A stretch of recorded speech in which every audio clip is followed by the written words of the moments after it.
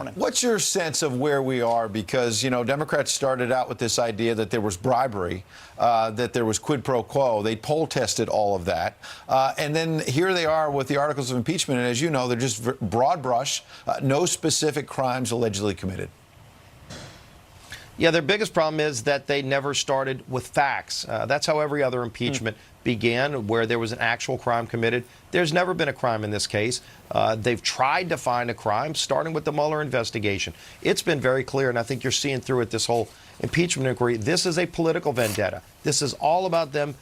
First of all, not liking the fact that Donald Trump was duly elected president in 2016. And frankly, they're scared to death he's going to win again because he's been delivering on his promises. But that's not why you impeach a president. That's why we have an election next year. Let the voters decide this. But there are no facts. There is nothing to impeach this president on. The articles of impeachment that just came out confirm that. And yet, instead of giving it up and moving on to things that people really care about, like lowering drug prices and securing our border, it's like their radical base has demanded this the day that Donald Trump got elected office, and they can't help themselves. Congressman, Nancy Pelosi got her speakership by having a lot of moderate Dems get elected in Trump districts.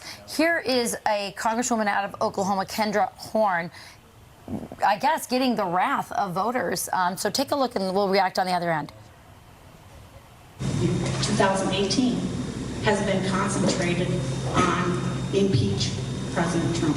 We want Congress to get back to work for the American people, please. But he is a duly elected president, and I feel it is not your responsibility to take somebody that was duly elected out of office. I think you're in a lot of trouble if you vote for this impeachment. Where was it ever fair to our president, the one we put in that I voted for? And we're mad. We're mad as hell.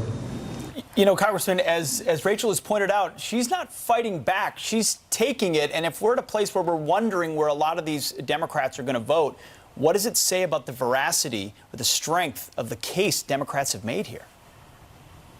Yeah, Kendra Horn there in your example is hearing the same thing a lot of other Democrats are hearing. Look, they're going back home and they're hearing from people saying, you ran saying you were going to be different. You said you were going to work with everybody. And now all you've done is have this obsession against Donald Trump. Not because he broke any laws. The president didn't do anything wrong. The phone call, Zelensky himself said there was nothing wrong.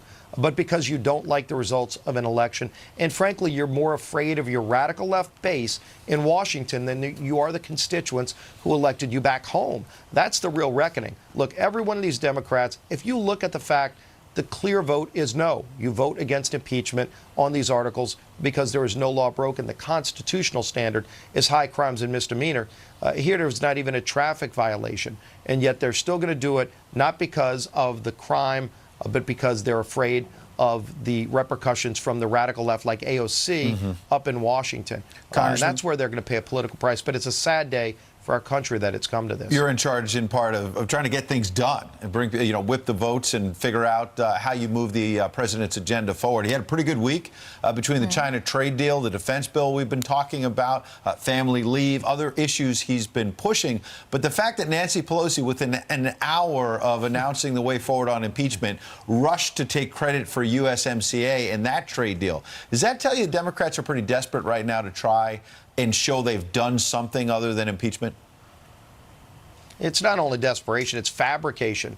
Look, President Trump worked for over a year to negotiate a better trade deal with Mexico and Canada. He's the one who negotiated that, not Nancy Pelosi. And by the way, that should have been law months ago. At the beginning of this year, that could have been a law, and over 160,000 new jobs would be created. You know, when people wonder what is the price of impeachment, it's, first of all, it's trampling over our Constitution in the standard of impeachment, but it's all the things that have not gotten done, like USMCA, like lower drug prices. And that's the problem, that they haven't delivered for the American people. But luckily, President Trump has delivered and continues to.